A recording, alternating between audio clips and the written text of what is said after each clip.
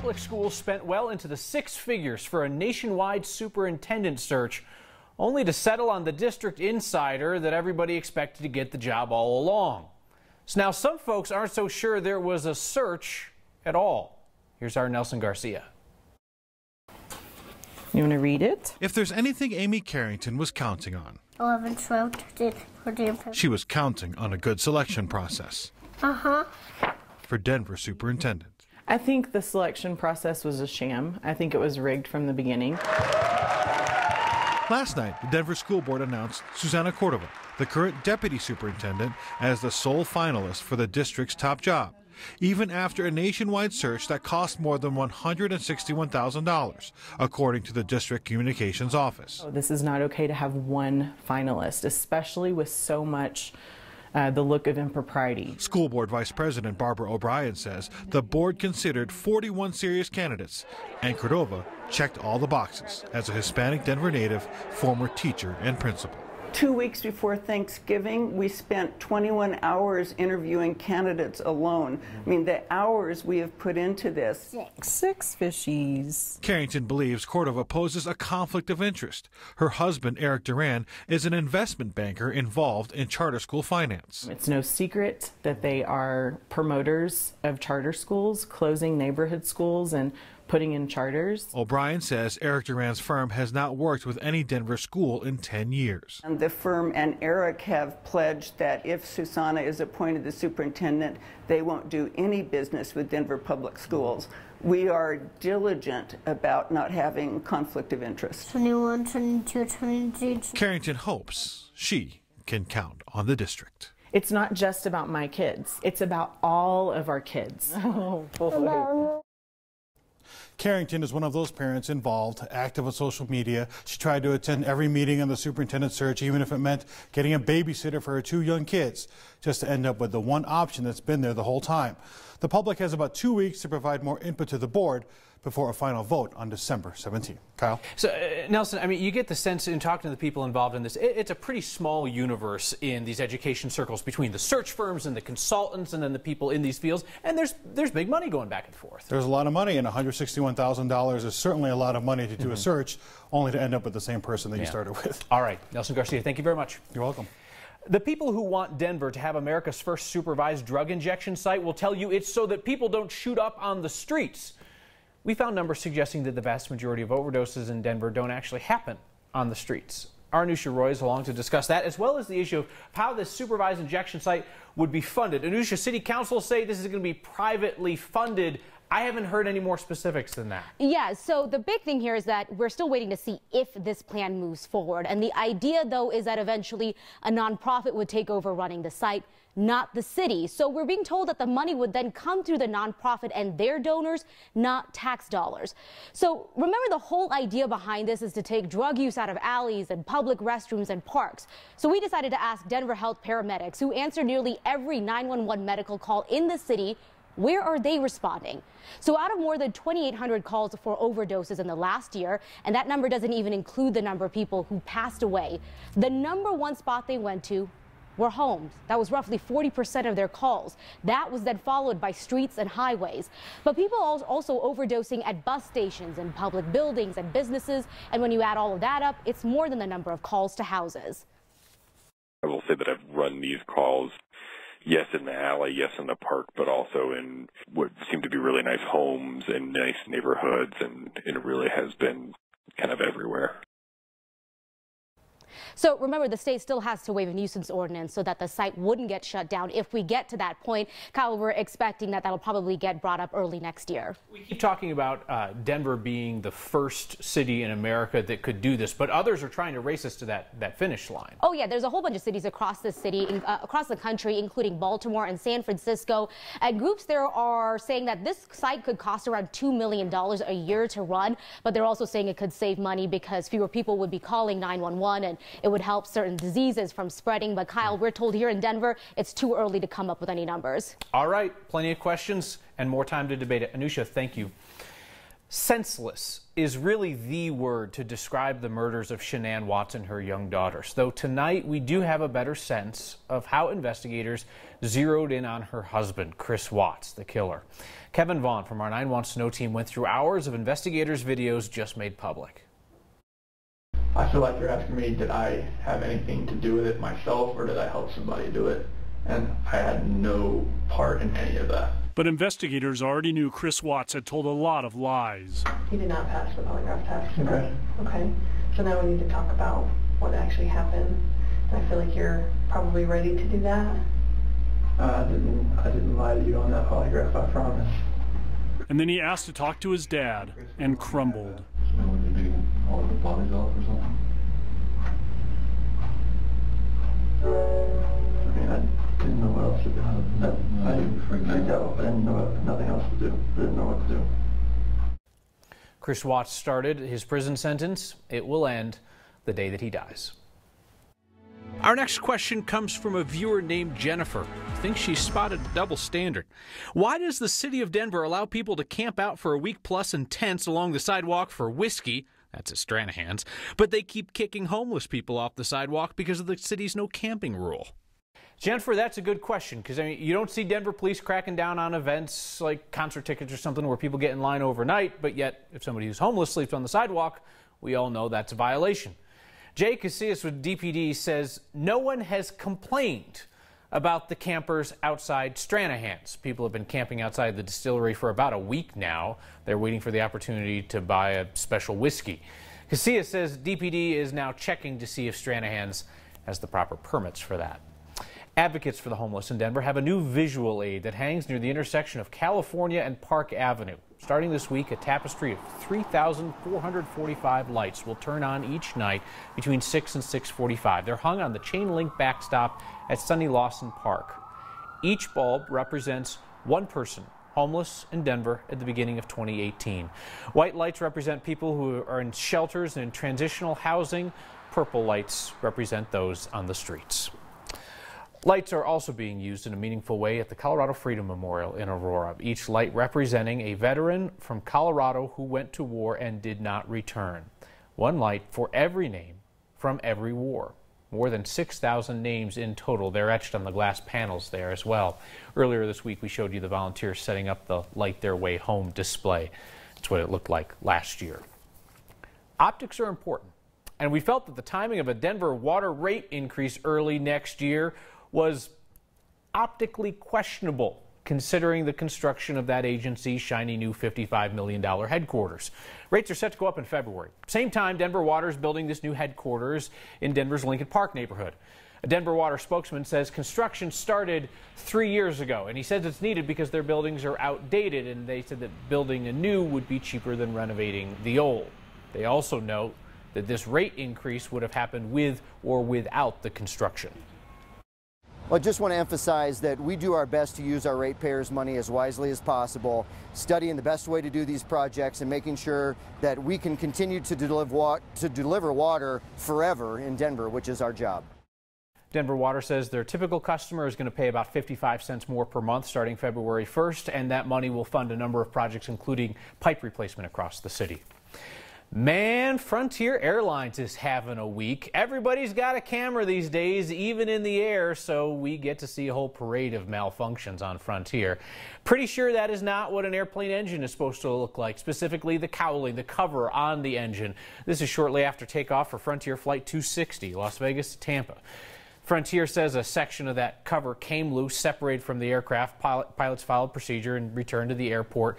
Landed safely. Passengers were given a refund plus a $500 voucher should they choose to get on another Frontier plane at some point.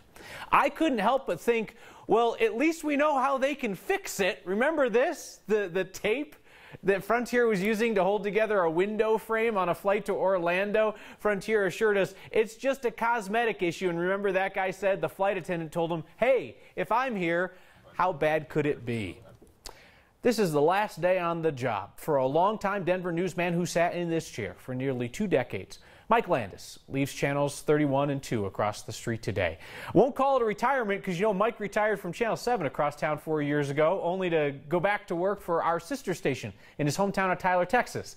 And then he came back up here to go on the air in Denver again. So let's just call it the end of another chapter in Mike Landis' storied career. He came to 9 News in 1977, and Mike Landis helped build this station into one of America's most respected news outlets. As somebody who came along in the years after his tenure here, I am grateful for the solid foundation that he helped build for generations of journalists in Colorado. Mike has been unfailingly kind in every single one of our interactions, and I know that I, like you, wish him nothing but the best in whatever comes next. Your good news is a gift to us and everyone else around the holidays. People are nicer in general, I feel, so it's kind of a nice time of year. And the mystery of those combo Broncos-Bears hats seems to have intensified, and next viewers just want to know, how do I get one? And a spare thought becomes the most Colorado thing we've seen today. Next.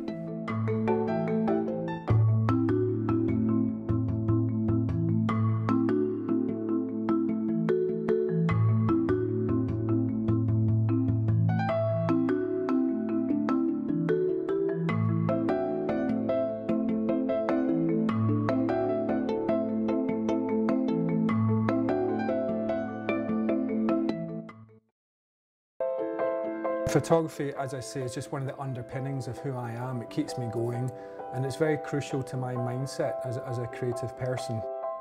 My name's Scott Wilson. I'm a Colorado landscape and wildlife photographer. So you can imagine we made our dream move to Colorado in July 2015, and it really was a very exciting time for our family.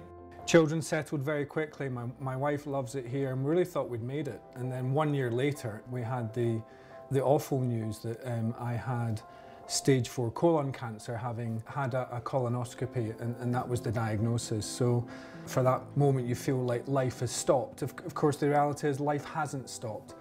And one of the things I've tried to develop through this is a really positive mindset, and that once you have had that diagnosis, the healing can begin. So after surgery to my colon, I had about 13 centimetres removed, and then started a 40-week programme of chemotherapy. That's when my oncologist told me that one of the side effects of the drug that I was on is a very severe photosensitivity. So basically I had to avoid sunlight while I was going through chemotherapy. And it was like being punched twice. You know, you've got cancer, oh, and by the way, you can't shoot. And I thought, well, that's not how I want to live my life. So I just looked for different ways to shoot. And then over the course of a year, I found I'd built a portfolio, and I talked to a really good friend about, I've got this idea. Do you think this would work as a fundraising book? And he said, go for it. And to date, we've managed to raise $36,000. The book's purpose, if you like, was more than raising money. It was actually getting people to talk about cancer. And it's just so fulfilling to know that my images and my story have in some small way helped people.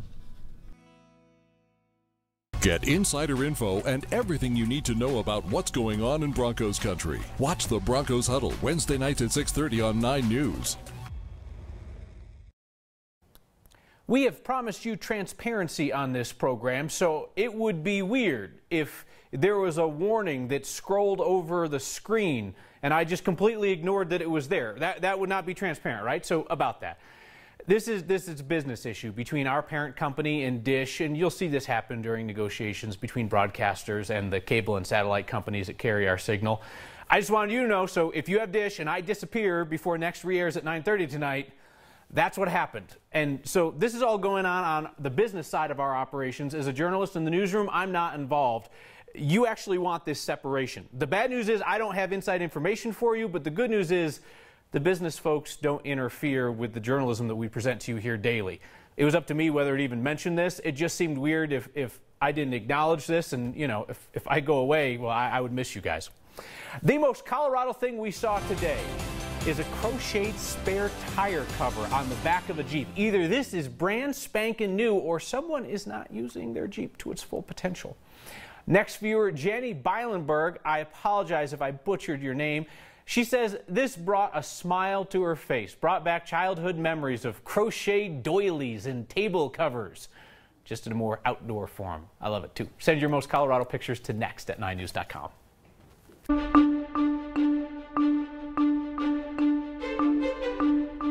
looks fancy. I like it. Hey, if you're heading downtown Denver tonight for the Parade of Lights, oh, it's going to be a beautiful one. A few isolated snow flurries coming our way just before step-off, and then we'll be tracking mostly cloudy skies and temperatures cooling off into the upper 20s, low 30s. Outside right now, you can see the cloud cover in place, a little drizzle still coming down, and slow go on I-70 as we're still tracking snow up in the mountains with really the heaviest band of snow just east of I-25. This will move out within the next couple of hours. A few light rain showers going across the eastern plains just with some slightly warmer temperatures. Tonight, once that band of snow moves out around 8 o'clock, we'll be looking at mostly cloudy skies. Temperatures cooling off into the upper 20s this evening, and you'll notice tomorrow morning you'll wake up, snow up in the mountains, quiet with a bit of sunshine here in Denver. A few isolated showers coming through the northeastern plains, so keep that in mind. We do have a winter weather advisory in place for them with about 2 to 5 inches coming their way through tomorrow afternoon. Daytime highs around here in the upper 40s tomorrow. A nice little warm up compared to today, upper 20s up in the high country. We will cool things down though on Sunday as our next storm system moves in. 30s for the next couple of days. Kind of a little bit of snow coming our way on Sunday afternoon. Doesn't look like a blockbuster storm by any means. Little bit, and she did the little air quote. Yeah, no, I saw an air quote is what I saw. Thank you, Danielle. So there appears to be a market for NFL football fans who root for the Broncos as well as the Chicago Bears, both at the same time, because today we saw our second Broncos hat for sale.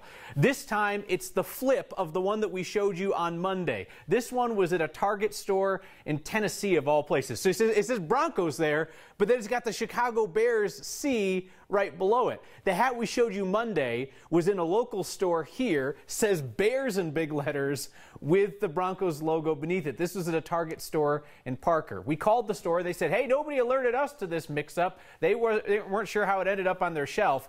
And you know what happened? A number of Next viewers who have a connection to Chicago told us they went in search because they would love a hat like that and couldn't find one. It's too bad the TV news dwells in negativity so often, because positivity, it's contagious. It's a time to share and give and just kind of just marinate with the environment that's around us and just enjoy people. And check out this bunch of bad OFOs next. The whole idea of Next is that we want you to hear things and say, right on, that's what I'm thinking. And we also want you to hear things that make you squirm a little bit, make you uncomfortable, perspectives that you might not have considered, but are still thoughtful. And it's okay if you hear things that you don't like, because you're smart enough to decide whether or not you agree with it. Let's consider different perspectives. Let's give you good information so that you can make smart choices. You should expect to see and hear things that you have not seen and heard anywhere else. Whether you want to improve your production skills or you're just starting out, Denver Open Media can help. Classes include production, studio, editing, graphics, and animation. Learn what it takes to make your own studio show with a full crew. Learn how to properly use lights, camera, and sound. Finish editing your short film or create your own graphics. Denver Open Media is a terrific resource for you to turn your idea into a reality. Sign up today at denveropenmedia.org. Happy birthday! That's wonderful. Thank you, dear. Very much. You're welcome. Thank you. You make me feel so young. You make me feel so spring has sprung. And every time I see you, you're not fooling anybody you know. Think young. Pass it on. A message from the Foundation for a Better Life. No more. It's none of my business. No more. I'm sure they'll work it out. No more. It only happened once. No more. He said he was sorry. No more. Why doesn't she just leave? No more. Not my problem. No more. But he has such a bright future. No more. He didn't mean it. No more bystanding. No more ignorance. No more excuses. No more.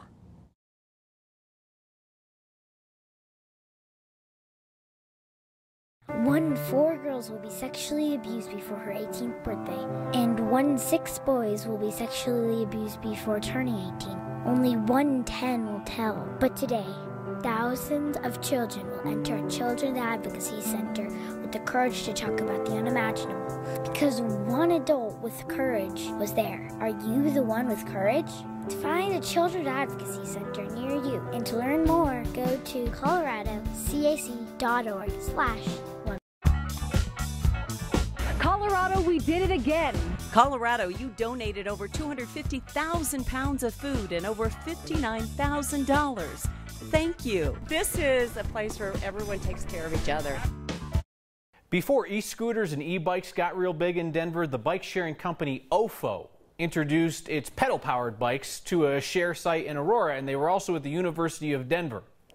It would appear that demand for those kind of bikes has dropped off now that there are competitors that don't need pedaling. Because, I mean, how else do you explain what next viewers Lynn and Wes both noticed near DU? It's a bunch of OFO bikes sitting in a pile. It almost looks like public art, you know, but this is near Mexico and Franklin. We touched base with DU, and they said that their year-long pilot program with OFO ends in May. Latest ridership numbers have not been super impressive, and beyond May, DU says it's possible they'll go in a different direction. Pile of bikes.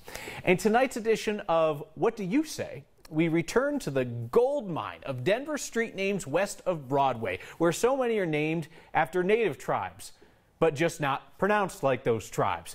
Sandy, Ariel, Michael, Stephen, Tom, Tanya, Bob, and David all wanted to know about the one that starts with an A. So this time we turn to a Colorado history professor at CU Denver to ask, what do you say? We're mispronouncing it. If you go to New Mexico, to the Acoma Pueblo, down there they pronounce Acoma. Here we pronounce it Acoma. And it means, by the way, white rock. By the white rock. Acoma is how people say it in Denver. Don't at me. We just tell you what the popular common Denver pronunciation is. You get to decide what comes out of your mouth. All right, what other place names in dispute would you like us to look into? Could be a city or a forest or a road or a river or a mountain. Email your suggestions to next@9news.com or just use the hashtag HeyNext. We found your good news today right in front of City Hall. That and your feedback next. Get to know the Johnsons 5 nights a week. How about I give you $100? No, 200, and you agree not to have any more children. Okay, that's a decision I have. No, no. A traditional family. I'm here to help. You're not Mom. Where's Mom? And an unconventional comedy. I think you look good for your age, Dad. 40's not bad, right? You're only 40? Good Lord, you've lived a hard life. Weekdays starting at 5 p.m. on Channel 20. The Broncos Huddle. Wednesday nights at 6:30 on 9 News.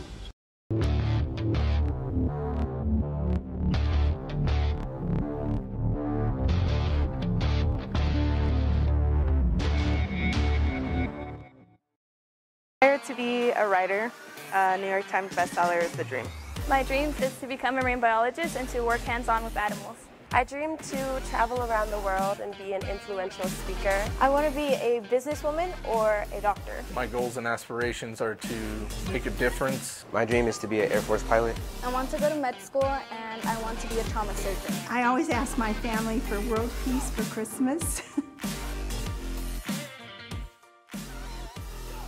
Hey, Denver, what happens when the most daring team in daytime takes on trending stories live? Anything and everything. I am pro-sex workers. You're crazy. I said it. You are totally off base here. I can't believe I'm saying this. I do agree with you. Denver, join the live conversation. With the DBL Nation. Daily Blast Live, the talk of what's trending. Weekdays at 1 on 9 News. It's the most wonderful time of year, the 9 News Parade of Lights. Join us downtown for this holiday tradition, November 30th and December 1st. Or you can watch from home Friday, November 30th on 9 News. Presented by American Furniture Warehouse and produced by the Downtown Denver Partnership. Special thanks to American Furniture Warehouse for protecting and preserving this holiday tradition. AFW is your gift-giving headquarters for the last 40 years with the best prices for furniture and accessories in Colorado. Come see how American makes beautiful homes happen for less. We are Broncos. I'm a Broncos fan because we got the best team in the NFL. My whole life I've been a Broncos fan. Denver till we die. We bring the thunder. Bronco fans are the best. It's probably the most exciting thing that you could ever feel. They're the best team in the league, obviously. We got the best fans. The whole stadium shakes and everybody's jumping around and rooting and hollering. There's nothing like this crowd. Broncos fans will always stay loyal. We're looking forward to another Super Bowl win. This is Bronco country. We bleed orange and blue. This is Good News Friday, like every Friday here on Next, when we share the headlines of your life, the stuff that tends to matter more to you than the news headlines of the day. With the snow falling and people gathering with friends and family, our photojournalist Tom Cole went out to the route for tonight's 9 News Parade of Lights. What are you doing here? Okay, what am I doing?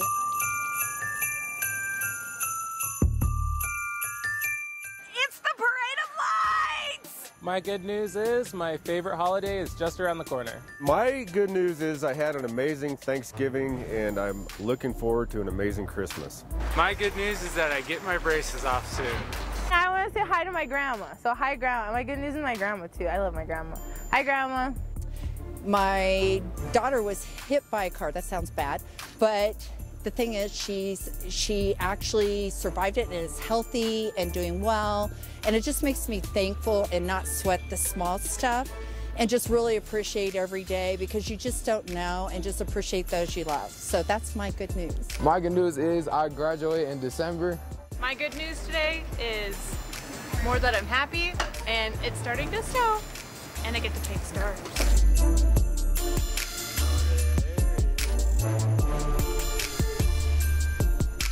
My good news is that it. And then tell me what your good news is. My good news is that I get out of school on Friday. My good news is I have the honor and the privilege to work at the best high school in Denver, Colorado, Denver Justice High School. I love this time of season because it's a festive time. It's a time to share and give and just kind of just marinate with the environment that's around us and just enjoy people. Love it. Marinate in the good news. Julie says, how great is it that after a nationwide search, Denver Public Schools finds the best candidate for superintendent already working for the district? They're not settling for Susanna Cordova. She'll be excellent. Nobody says they're settling. We just asked if they searched. See you next time. Subscribe to the Next YouTube channel for the best of Next and some other stuff.